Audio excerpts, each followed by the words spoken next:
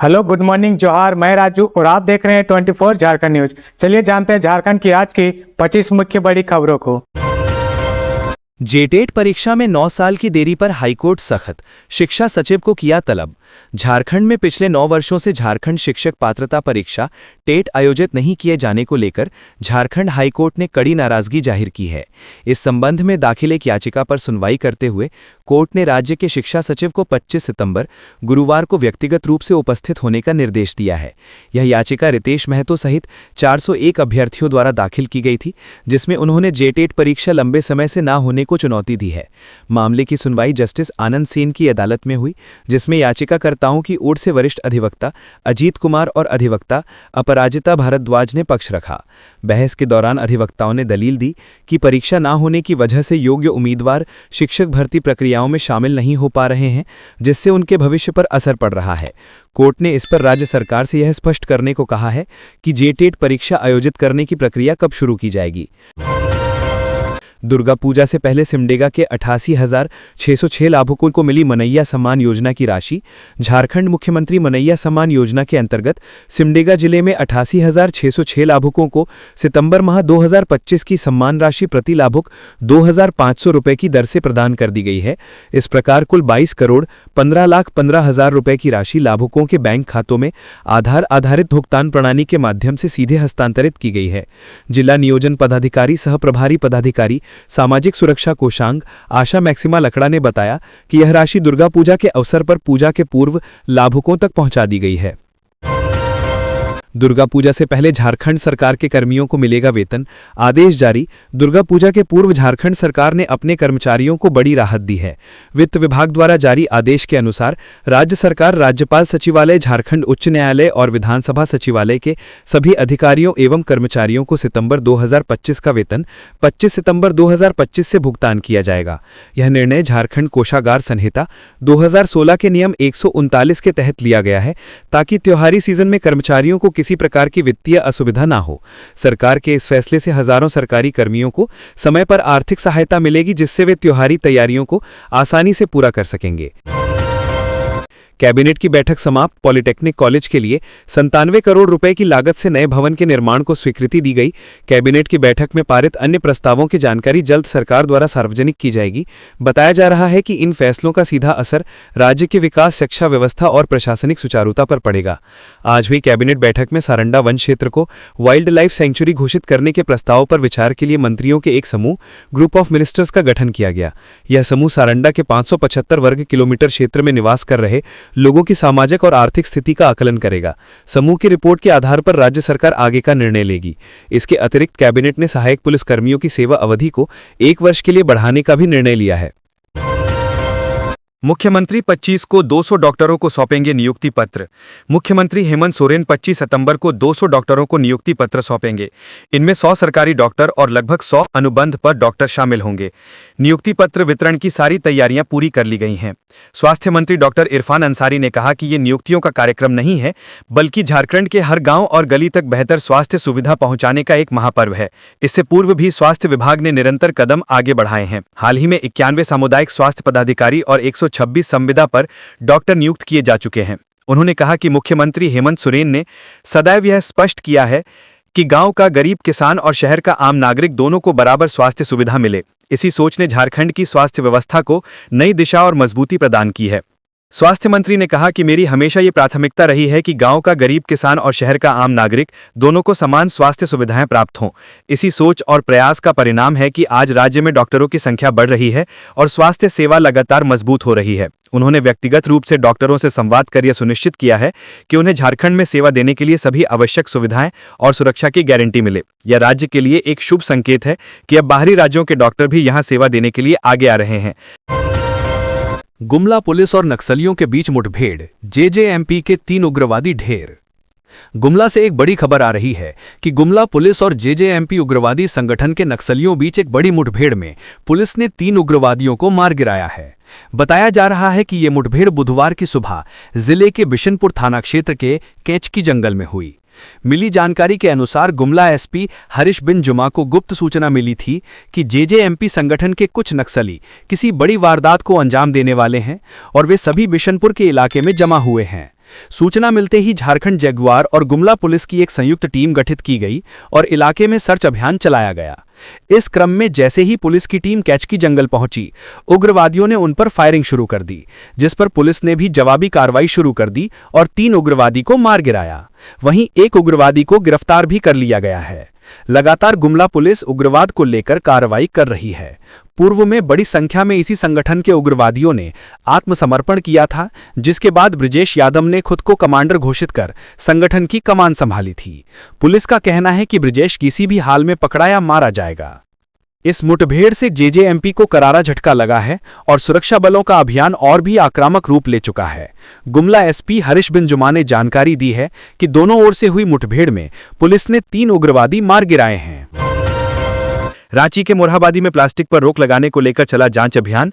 रांची नगर निगम की टीम ने आज मोरहाबादी वेंडिंग जोन 2 और आसपास के इलाकों में प्लास्टिक पर रोक लगाने को लेकर विशेष जांच अभियान चलाया। इस दौरान टीम ने दुकानों और ठेलों पर छापेमारी की और देखा कि कहीं प्रतिबंधित सिंगल यूज प्लास्टिक या प्लास्टिक कैरी बैग का इस्तेमाल तो नहीं हो रहा है। जांच के दौरान करीब 2 किलो प्लास्टिक सामग्री जब्त की गई। नगर निगम ने साफ कहा है कि प्लास्टिक का इस्तेमाल पर्यावरण और शहर की सफाई दोनों के लिए खतरा है। प्लास्टिक नालियों को जाम करता है, जानवरों के लिए भी हानिकारक है और प्रदूषण फैलाता है। प्लास्टिक कैरी बैग का इस्तेमाल बिल्कुल न करें। कपड़े, जूट या अन्य पर्यावरण अनुकूल बैग का इस्तेमाल करें। स्वच्छ रांची, हरित रांची बनाने में सहयोग दें।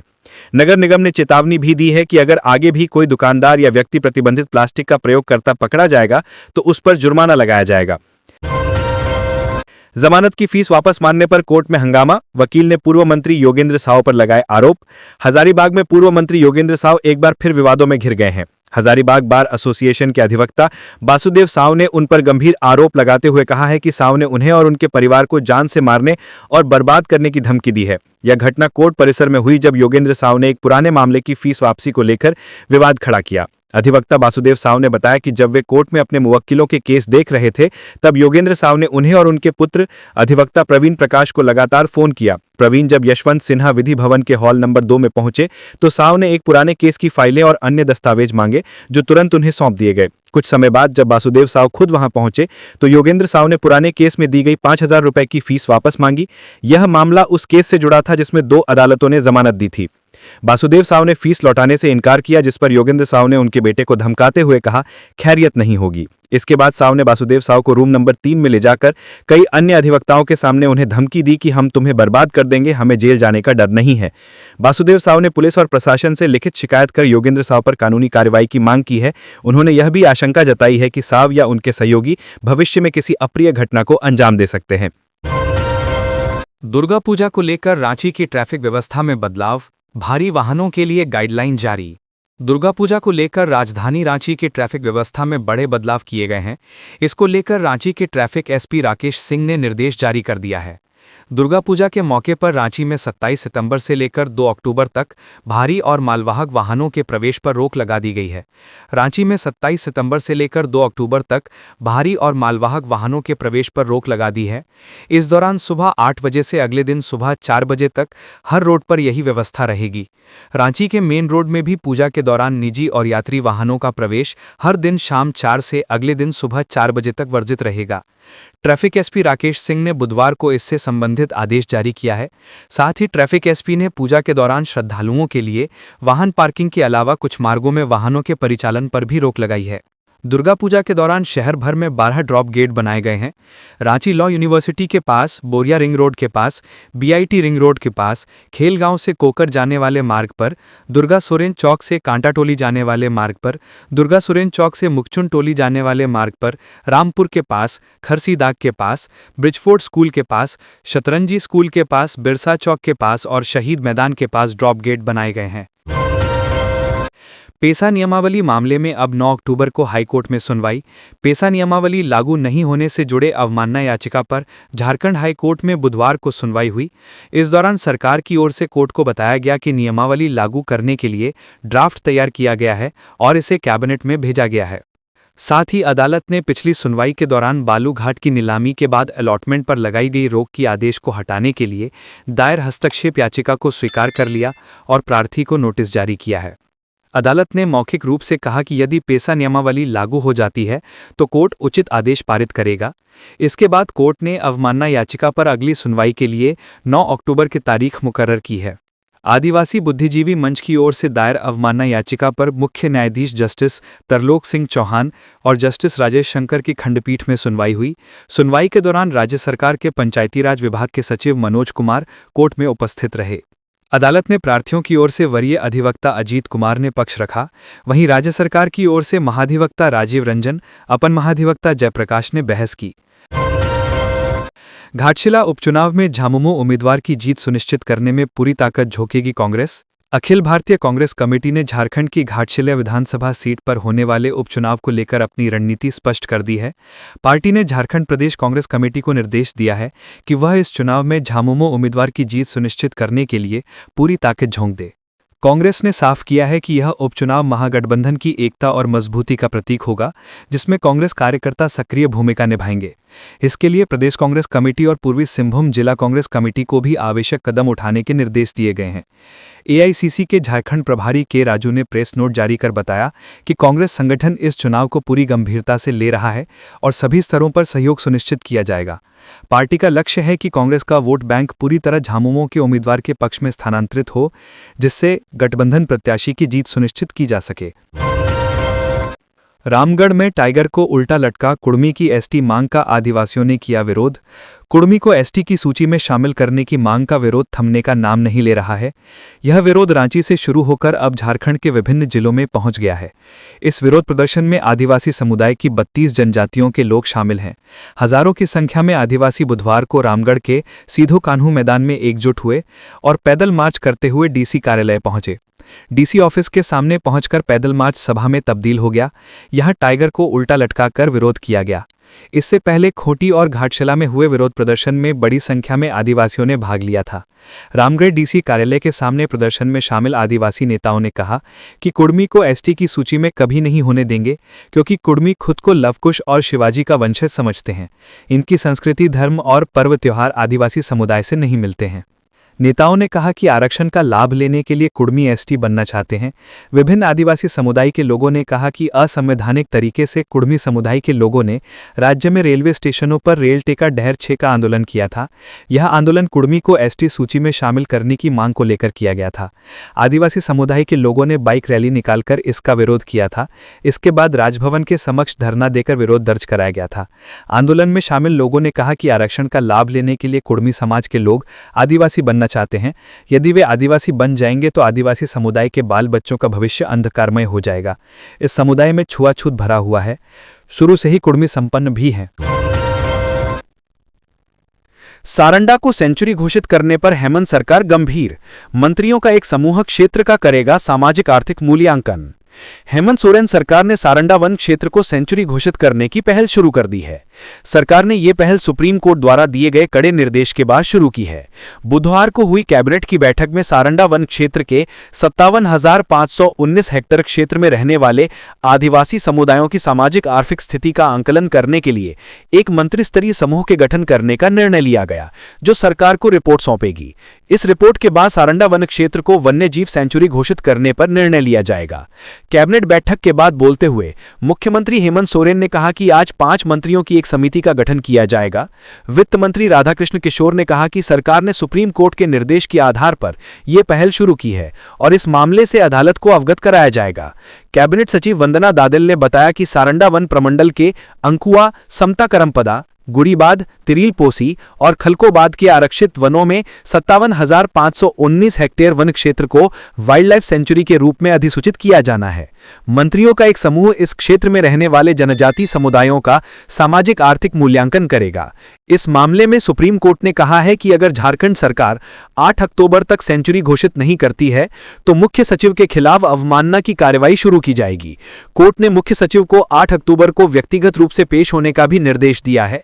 चीफ जस्टिस BR गवई और जस्टिस के विनोद चंद्रन की पीठ ने पिछले बुधवार को यह आदेश जारी किया था। सुनवाई के दौरान परमेश्वर गवे ने कोर्ट को झारखंड सरकार द्वारा सारंडा को सेंचुरी घोषित करने के मामले में टालमटोल की जानकारी दी थी। झारखंड सरकार की नई पहल, मुख्यमंत्री मैया बलवान योजना की तैयारी। झारखंड सरकार की महत्वाकांक्षी मुख्यमंत्री मैया सम्मान योजना के तहत राज्य की लगभग 50 लाख महिलाएं हर माह 2500 की आर्थिक सहायता प्राप्त कर रही हैं। अब राज्य सरकार इन महिलाओं को केवल वित्तीय सहायता तक सीमित ना रखते हुए उन्हें आर्थिक रूप से आत्मनिर्भर और उद्यमशील बनाने की दिशा में एक नई योजना शुरू करने जा रही है। इस नई योजना का नाम मुख्यमंत्री मैया बलवान योजना रखा गया है, जिसकी औपचारिक घोषणा 15 नवंबर को झारखंड राज्य की 25वीं वर्षगांठ के अवसर पर मुख्यमंत्री हेमंत सोरेन द्वारा की जाएगी। सरकार चाहती है कि मासिक 2500 की सहायता राशि केवल बैंक खातों में ना पड़ी रहे, बल्कि महिलाएं इसका सृजनात्मक उपयोग करते हुए अपना व्यवसाय खड़ा करें। ग्रामीण विकास विभाग के एक वरिष्ठ अधिकारी के अनुसार योजना की रूपरेखा तैयार की जा रही है और इसे जल्द ही कैबिनेट में स्वीकृति के लिए भेजा जाएगा। विभाग की कोशिश है कि 15 नवंबर तक सभी तैयारियां पूरी कर ली जाएं।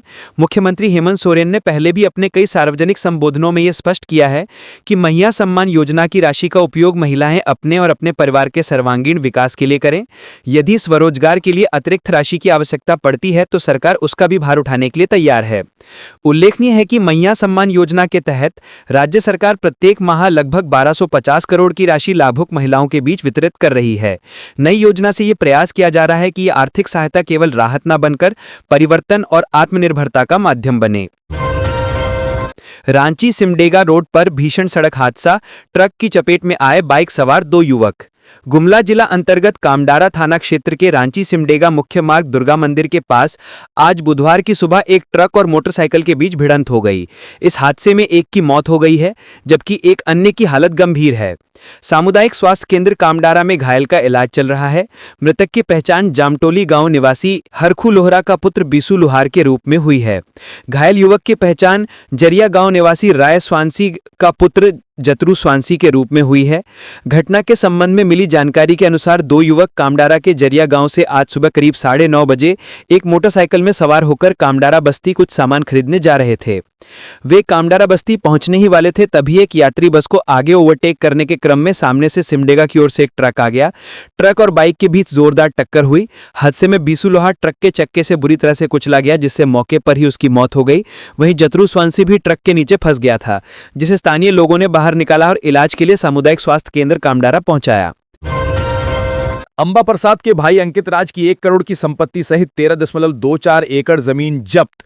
ईडी ने पूर्व विधायक अंबा प्रसाद के भाई अंकित राज के खिलाफ बड़ी कार्रवाई करते हुए करीब 1 करोड़ रुपए मूल्य के मकान और 13.24 एकड़ जमीन जब्त कर ली है। यह कार्रवाई बालू के अवैध कारोबार से हुई अवैध कमाई, काली कमाई के जरिए संपत्ति अर्जित करने के मामले में की गई है। ईडी की जांच में सामने आया है कि अंकित राज ने हजारीबाग जिले के विभिन्न इलाकों में घूम घूमकर अवैध कमाई से कृषि योग्य और आवासीय जमीन खरीदी। वर्ष 2021 में उन्होंने मौजा कैंटोनमेंट में 8 डिसमिल जमीन 75 लाख रुपए में खरीदी थी, जिसकी रजिस्ट्री सेल डीड नंबर 9106/2021 के तहत की गई थी। इसके बाद उसी जमीन पर उन्होंने 26 लाख की लागत से पक्का मकान बनवाया। इस मकान और जमीन की कुल घोषित कीमत 1 करोड़ है। ईडी की जांच के अनुसार अंकित राज ने अवैध रूप से अर्जित धन से हजारीबाग जिले के विभिन्न गांवों और मौजों में कुल 13.24 एकड़ जमीन खरीदी, जिसकी कुल लागत करीब 2 करोड़ 85 लाख आंकी गई है। इनमें से कई जमीनें नकद भुगतान से खरीदी गई, जबकि कुछ संपत्तियां बैंक में अवैध कमाई को जमा कर उसे वैध दिखाकर बैंक ट्रांजैक्शन के माध्यम से खरीदी गई। ये स्पष्ट रूप से मनी लॉन्ड्रिंग का मामला है। जमीनों के साथ 2 एफडी भी जब्त। ईडी ने अंकित राज की संपत्तियों के साथ साथ उनकी 2 फिक्स्ड डिपॉजिट यानी एफडी को भी जब्त किया है। सीएम हेमंत से बॉलीवुड सिंगर शिल्पा राव ने की मुलाकात। मुख्यमंत्री हेमंत सोरेन और विधायक कल्पना सोरेन से बुधवार को झारखंड जमशेदपुर की बेटी और बॉलीवुड सिंगर शिल्पा राव ने मुलाकात की। ये मुलाकात मुख्यमंत्री आवासीय कार्यालय में हुई। इस दौरान शिल्पा राव ने मुख्यमंत्री से अपने गायकी जीवन की शुरुआत से लेकर बॉलीवुड सिंगर के रूप में नेशनल अवार्ड से सम्मानित होने तक की यात्रा के अनुभव साझा किए। मौके पर सीएम ने सर्वश्रेष्ठ महिला पार्श्व गायिका का पुरस्कार से सम्मानित किए जाने पर शिल्पा राव को बधाई एवं शुभकामनाएं दी। मुख्यमंत्री ने कहा कि कई मौकों पर हमारी बेटियों ने राष्ट्रीय फलक पर राज्य का नाम रोशन किया है। आपकी यह सफलता झारखंड की युवा पीढ़ियों को सदैव प्रेरित करेगा। शिल्पा राव से कहा कि आपको मिला यह सम्मान राज्य का भी सम्मान है। मुख्यमंत्री ने बॉलीवुड सिंगर शिल्पा राव को उनके उज्जवल भविष्य के लिए शुभकामनाएं दी। गुमला में भूमि अधिग्रहण के विरोध में आंदोलन। देवेंद्रनाथ महतो के नेतृत्व में ग्राम सभा की सहमति के बिना सड़क निर्माण का विरोध। झारखंड में जमीन अधिग्रहण से जुड़ा विवाद लगातार गहराता जा रहा है। भारतमाला परियोजना के तहत गुमला NH 43 डायवर्जन और चौड़ीकरण के विरोध में आदिवासी बहुल क्षेत्र गुमला में आंदोलन तेज हो गया है। इस जन आंदोलन का नेतृत्व झारखंड लोक कल्याण मोर्चा के केंद्रीय उपाध्यक्ष देवेंद्रनाथ महतो ने किया। आंदोलन की शुरुआत गुमला हड़ताली वृक्ष परिसर से पदयात्रा के रूप में हुई, जो उपायुक्त कार्यालय गुमला तक पहुंचकर धरने में तब्दील हो गई। इस दौरान आंदोलनकारियों ने सरकार और प्रशासन के खिलाफ जोरदार नारेबाजी की। प्रदर्शन स्थल पर भारी संख्या में ग्रामीण शामिल हुए, जो अपनी जमीन के जबरन अधिग्रहण से आक्रोशित नजर आए। देवेंद्रनाथ महतो ने कहा कि गुमला से घाघरा तक भारतमाला सड़क परियोजना का कार्य ग्राम सभा की सहमति के बिना किया जा रहा है, जो पूरी तरह से असंवैधानिक और आदिवासी अधिकारों का उल्लंघन है। उन्होंने कहा कि भारत सरकार के गजट संख्या 3821 दिनांक 25 अगस्त 2022 के अनुसार प्रस्तावित मार्ग खोरा गांव से होकर गुमला बाईपास, करौंदी, जोराम, सिलम, अंबाटोली, खटखोर, भलमंडा, कुलमुंड, रायधी, कुरुक्षुत्रीरपुर होते हुए छत्तीसगढ़ सीमा तक जाना है। लेकिन प्रशासनिक अधिकारियों और निर्माण कंपनी शिवालय कंस्ट्रक्शन की मिलीभगत से इस मार्ग को डायवर्ट कर दिया गया है। गढ़वा में नौकरी से निकाले गए एक साथ 42 कर्मी, पेयजल स्वच्छता विभाग की कार्रवाई के खिलाफ जोरदार प्रदर्शन। पेयजल स्वच्छता विभाग ने एक साथ 42 अनुबंध कर्मियों को नौकरी से निकाल दिया है। नौकरी से निकाले गए कर्मियों ने विभाग की नीति की आलोचना की और नौकरी से निकाले जाने पर जमकर नारेबाजी की। इस दौरान सभी कर्मियों ने फिर से नौकरी पर रखने की मांग की। जानकारी के मुताबिक नौकरी से निकाले गए कर्मी 15 साल से विभाग में काम कर रहे थे, लेकिन जब उन्हें यह पता चला कि उन्हें काम से हटाया जा रहा है, वैसे ही सभी के पैरों तले जमीन खिसक गई। नौकरी से निकाले गए कर्मियों का आरोप है कि हम लोगों को हटाने के बाद अब नई बहाली निकाली गई है, जिसमें विभाग में कार्यरत पदाधिकारियों के रिश्तेदारों को नौकरी दी जा रही है। एक कर्मी ने बताया कि यदि नई बहाली निकलना ही था तो हम लोगों को क्यों नहीं रखा गया, हमने कौन सा काम खराब किया है। उन्होंने बताया कि स्वच्छता विभाग से लिखित बहाली हुई थी। कर्मियों ने बताया कि हटाने से पहले कोई नोटिस नहीं दिया गया है। हम लोगों का मानदेय भी मार्च 2024 से लेकर अभी तक बकाया है। पलामू के पाटन में अवैध शराब भट्ठी ध्वस्त। पलामू जिले के पाटन थाना क्षेत्र में पुलिस ने दुर्गा पूजा के मद्देनजर बुधवार की शाम अवैध शराब के खिलाफ छापेमारी अभियान चलाया। इस दौरान थाना क्षेत्र के सगुना गांव में अवैध देशी शराब भट्टी ध्वस्त की गई। पुलिस ने अड्डे से करीब 90 किलो जावा महुआ, 15 लीटर महुआ शराब और शराब बनाने के उपयोग में आने वाले बर्तन को नष्ट कर दिया। पाटन थाना प्रभारी शशि कुमार पांडे ने बताया कि अवैध शराब के खिलाफ कार्रवाई आगे भी जारी रहेगी। थाना से सभी चौकीदारों को भी निर्देश दिया गया है कि वे अपने अपने इलाके में अवैध शराब के धंधे पर सख्त निगाह रखें। कस्तूरबा गांधी बालिका विद्यालय और झारखंड बालिका आवासीय विद्यालय के मानदेय में 4% की वृद्धि। राज्य के 203 कस्तूरबा गांधी बालिका विद्यालय और 57 झारखंड बालिका आवासीय विद्यालय के कर्मियों के मानदेय में 4% की वृद्धि की गई है। कैबिनेट में स्कूली शिक्षा विभाग के इस प्रस्ताव को मंजूरी दी गई। इन विद्यालयों में वर्तमान में कुल 1132 शिक्षिका तथा 1015 शिक्षकेतर कर्मी कार्यरत हैं। उत्तर कोयल परियोजना के बचे कार्यों को पूरा करने के लिए 774 करोड़ के प्राक्कलन की प्रशासनिक स्वीकृति दी गई। कैबिनेट की बैठक में पंचम राज्य वित्त आयोग द्वारा समर्पित प्रथम प्रतिवेदन पर राज्य सरकार द्वारा गठित समिति के सुझावों पर स्वीकृति दी गई। प्रतिनिधायन यानी डेवोल्यूशन को शहरी स्थानीय निकायों एवं पंचायती राज संस्थानों के बीच 40-60 के अनुपात में साझा किया जाएगा। संबंधित वित्तीय वर्ष में प्रतिनिधायन डेवोल्यूशन के रूप में स्थानीय निकायों को अंतरित की जाने वाली राशि पिछले वित्तीय वर्ष के राज्य के शुद्ध स्वकर राजस्व का 4% होगा। प्रतिनिधायन की गणना केवल राज्य के शुद्ध स्वकर राजस्व के आधार पर की जाएगी। शहरी स्थानीय निकायों के बीच उनकी जनसंख्या और क्षेत्र के आधार पर हिस्सेदारी होगी, जिसमें जनसंख्या को 75% और क्षेत्र को 25% हिस्सेदारी दी जाएगी। कुल प्रतिनिधायन में शहरी स्थानीय निकायों के हिस्से की गणना के लिए 2011 की जनसंख्या को आधार माना जाएगा। रांची नगर निगम के सफाई कर्मियों की हड़ताल टली, कई मांगे मानी गईं। रांची नगर निगम के सफाई कर्मी 25 सितंबर से हड़ताल पर जाने वाले थे, लेकिन आज हुई त्रिपक्षीय बैठक यानी यूनियन, नगर निगम प्रशासन और श्रम विभाग के बीच बात कर हड़ताल फिलहाल रोक दी गई है। यूनियन ने सभी सफाई कर्मियों की बैठक 25 सितंबर को दोपहर 3 बजे हटिया मजदूर यूनियन ऑफिस में बुलाई है। इसमें कर्मचारियों को विस्तार से जानकारी दी जाएगी। आज की बैठक में निगम की तरफ से अपर प्रशासक संजय कुमार, उप प्रशासक गौतम प्रसाद और रविंद्र कुमार, सहायक प्रशासक दिलीप कुमार और चंद्रदीप कुमार मौजूद रहे। श्रम विभाग की ओर से सहायक श्रमायुक्त अविनाश कृष्ण शामिल हुए। यूनियन की तरफ से अध्यक्ष भवन सिंह, महासचिव प्रकाश टोप्पो, सचिव सुखनाथ लोहरा, सहायक सचिव सुजीता देवी और संरक्षक अमल आजाद ने भाग लिया। मेगा स्पोर्ट्स कॉम्प्लेक्स अपग्रेडेशन पर सीएम की हाई लेवल मीटिंग। रांची में स्पोर्ट्स यूनिवर्सिटी खोलने की तैयारी तेज। मुख्यमंत्री हेमंत सोरेन ने राजधानी रांची स्थित मेगा स्पोर्ट्स कॉम्प्लेक्स होटवार के प्रस्तावित उन्नयन को लेकर उच्च स्तरीय बैठक की। इस दौरान उन्होंने अधिकारियों को स्पष्ट निर्देश दिया कि स्पोर्ट्स यूनिवर्सिटी खोलने की दिशा में ठोस कदम उठाए जाएं और सभी आवश्यक प्रक्रियाएं शीघ्र पूरी की जाएं। सीएम ने कहा कि मेगा स्पोर्ट्स कॉम्प्लेक्स ने झारखंड को राष्ट्रीय और अंतर्राष्ट्रीय स्तर पर एक अलग पहचान दिलाई है। यहां सालों भर राष्ट्रीय व अंतर्राष्ट्रीय स्तर की प्रतियोगिताओं का आयोजन होता रहा है। उन्होंने कहा कि स्टेडियमों की सभी खामियों को दूर कर आधुनिक सुविधाओं से लैस किया जाए और अपग्रेडेशन में अंतर्राष्ट्रीय खेल मानकों के अनुरूप तकनीक और तौर तरीकों का इस्तेमाल हो। मुख्यमंत्री ने कहा कि स्पोर्ट्स यूनिवर्सिटी खुलने से खिलाड़ियों की प्रतिभा निखरेगी और उन्हें आगे बढ़ने के लिए बेहतर प्लेटफॉर्म मिलेगा। साथ ही खेलगांव स्थित सभी स्टेडियमों की अद्यतन स्थिति की जानकारी लेते हुए उन्होंने अधिकारियों को खामियां दूर करने और जरूरी संसाधन उपलब्ध कराने का निर्देश दिया। हाईकोर्ट ने कहा जेपीएससी संयुक्त सिविल परीक्षा में 4 सीटें रिजर्व रखें। झारखंड हाईकोर्ट ने जेपीएससी संयुक्त सिविल सेवा परीक्षा 2023 के रिजल्ट को चुनौती देने वाली याचिका पर सुनवाई की। बुधवार को स्पोर्ट्स कोटे के अभ्यर्थी फैजान रजा की याचिका पर सुनवाई करते हुए हाईकोर्ट ने यह आदेश दिया कि सरकार अगले आदेश तक 4 सीटों पर नियुक्ति ना करे। हाईकोर्ट के न्यायाधीश जस्टिस आनंद सेन की अदालत में इस मामले की सुनवाई हुई। सुनवाई के दौरान प्रार्थी की अधिवक्ता ने कोर्ट को बताया कि स्पोर्ट्स कोटा अभ्यर्थियों के लिए 4 पद आरक्षित थे, लेकिन कोटे से एक भी नियुक्ति नहीं हुई, जिसके बाद कोर्ट ने 4 सीटें रिजर्व रखने का निर्देश देते हुए जेपीएससी और राज्य सरकार को जवाब दाखिल करने का निर्देश दिया है। प्रार्थी की ओर से अधिवक्ता राजीव सिन्हा और रोहित सिन्हा ने बहस की। दरअसल झारखंड लोक सेवा आयोग ने सिविल सर्विस परीक्षा 2023 के लिए आवेदन फरवरी 2024 में लिए थे। डिप्टी कलेक्टर के 207 और डीएसपी के 35 पद समेत कुल 342 वैकेंसी थीं। भर्ती में उम्मीदवारों को उम्र में 7 साल की छूट दी गई थी। रिक्त पदों में 155 पद अनारक्षित थे। जेपीएससी ने जुलाई महीने में ही परीक्षा का रिजल्ट जारी किया था। हाईकोर्ट ने इस मामले में इंडियन ओलंपिक एसोसिएशन और खेल मंत्रालय को भी पार्टी बनाया है। बाबूलाल का सीएम को पत्र, स्वास्थ्य विभाग के टेंडर में हुई अनियमितता की कराएं उच्च स्तरीय जांच। स्वास्थ्य विभाग में टेंडर प्रक्रिया में हुई अनियमितता को लेकर नेता प्रतिपक्ष बाबूलाल मरांडी ने मुख्यमंत्री हेमंत सोरेन को पत्र लिखा है। पत्र में कहा है कि स्वास्थ्य विभाग की टेंडर प्रक्रिया में गंभीर अनियमितताओं के साक्ष्य मिले हैं। उपलब्ध रिकॉर्ड और सार्वजनिक दस्तावेजों से ये स्पष्ट होता है कि सुनियोजित ढंग से प्रतिस्पर्धा को सीमित कर कुछ खास चुनिंदा लोगों को अनुचित लाभ पहुंचाया गया। ये मामला केवल वित्तीय अनियमितता नहीं बल्कि शासन की पारदर्शिता और संवैधानिक सिद्धांतों पर भी गहरा सवाल खड़ा करता है। इसलिए इस पूरे प्रकरण की निष्पक्ष और समयबद्ध जांच आवश्यक है। नेता प्रतिपक्ष ने कहा कि एक ही परिवार ने एक ही पते पर 3 कंपनियां बनाकर पूरे घोटाले को अंजाम दिया।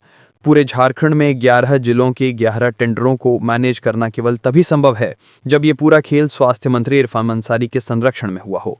जम पोर्टल की प्रक्रिया के क्लाउस 39 के अनुसार यदि एक व्यक्ति 2 या अधिक कंपनियां बनाकर बिडिंग में हिस्सा लेता है तो तकनीकी जांच के दौरान ही उसका टेंडर स्वतः निरस्त कर दिया जाना चाहिए।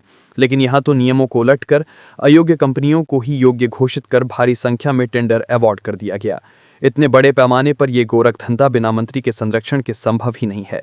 मंत्री इरफान अंसारी ने न केवल अपने विभाग में भ्रष्टाचार को बढ़ावा दिया बल्कि जानबूझकर अपने खास लोगों को टेंडर बांटे। उपरोक्त तीनों कंपनियां मात्र शेल कंपनियां हैं जो सिर्फ दिखावे के लिए बनाई गई हैं। वास्तविक लाभार्थी स्वास्थ्य मंत्री से सीधे जुड़े कुछ दूसरे प्रभावशाली लोग हैं। इस मामले में एफआईआर कराकर पूरे प्रकरण की उच्च स्तरीय निष्पक्ष जांच कराएं। दोषियों के खिलाफ कानूनी कार्रवाई सुनिश्चित की जाए। जामताड़ा पुलिस ने 2 साइबर अपराधियों को किया गिरफ्तार। 9,91,00,000 कैश बरामद। पुलिस ने साइबर अपराधियों के खिलाफ कार्रवाई करते हुए 2 लोगों को गिरफ्तार किया है। पुलिस ने इनके पास से 9.91 लाख की नकदी सहित कई mobile phone, SIM card, ATM card और लैपटॉप बरामद किए हैं। एसपी ने बुधवार को प्रेस कॉन्फ्रेंस कर बताया कि 23 सितंबर को साइबर अपराध से संबंधित एक गुप्त सूचना मिली, जिसके आधार पर उन्होंने तुरंत कार्रवाई का आदेश दिया। पुलिस टीम ने कर्माटांड थाना क्षेत्र के 2 अलग अलग गांवों में छापा मारा। पहली छापेमारी गांव सामुक पोखर स्थित रितेश कुमार मंडल के घर पर की गई, जबकि दूसरी छापेमारी गांव जियाजोरी में राजा बांध तालाब के पास हुई।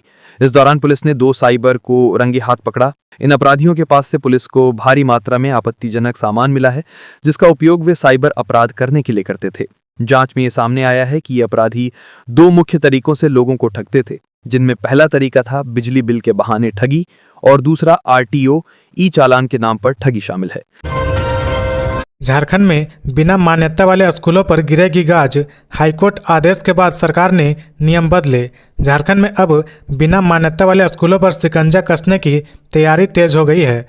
झारखंड हाईकोर्ट के आदेश के बाद राज्य सरकार ने झारखंड निःशुल्क और अनिवार्य बाल शिक्षा का अधिकार नियमावली में अहम संशोधन कर दिया है। इस संशोधन के तहत यह तय कर दिया गया कि राज्य में संचालित हर स्कूल को मान्यता प्राप्त करना अनिवार्य होगा, यानी जो भी स्कूल अब तक बिना मान्यता के चल रहे थे उन्हें भी वैधता हासिल करनी होगी, अन्यथा उनके खिलाफ कार्रवाई की जा सकती है। शिक्षा विभाग ने इस प्रक्रिया को अमल में लाने की शुरुआत कर दी है। विभागीय अधिकारियों के मुताबिक नियमावली में बदलाव के बाद एक सशक्त मॉनिटरिंग सिस्टम भी तैयार किया जा रहा, ताकि यह सुनिश्चित किया जा सके कि कोई भी संस्थान बिना अनुमति के शिक्षा का व्यवसाय न कर सके।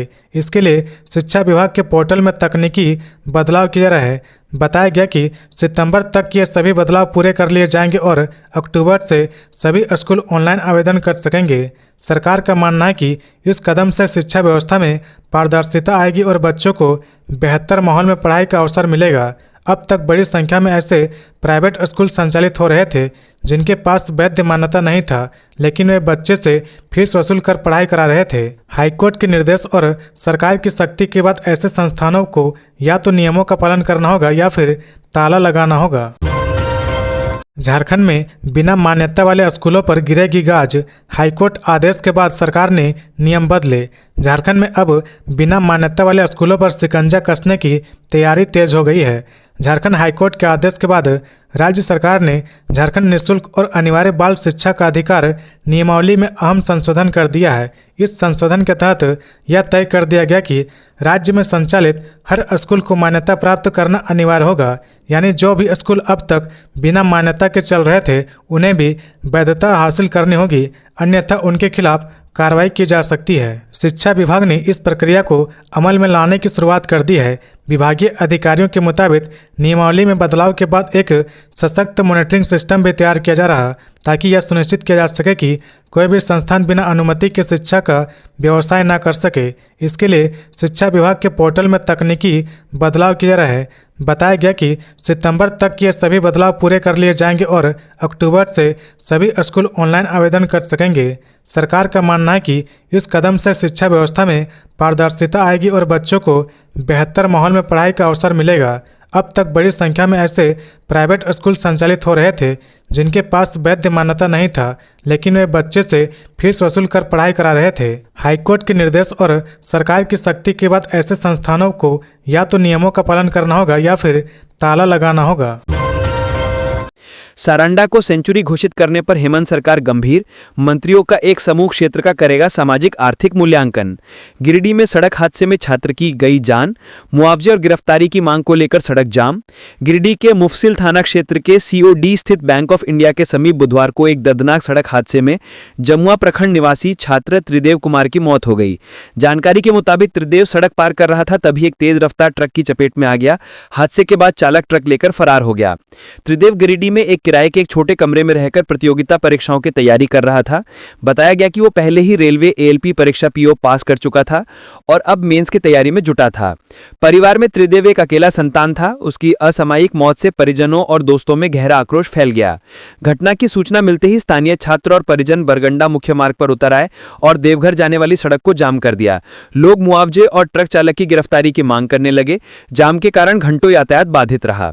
तो ये थी आज की झारखंड की टॉप बड़ी खबरें। इसी तरह झारखंड की हर छोटी सी बड़ी खबर देखने के लिए आप हमारे चैनल 24 झारखंड न्यूज को सब्सक्राइब करके बेल आइकन प्रेस कर ले, जिससे झारखंड की हर छोटी सी बड़ी खबर की अपडेट आप तक पहुंचता रहे। तो आज के लिए बस इतना ही। हमें दीजिए इजाज़त, फिर मिलते हैं नेक्स्ट न्यूज में।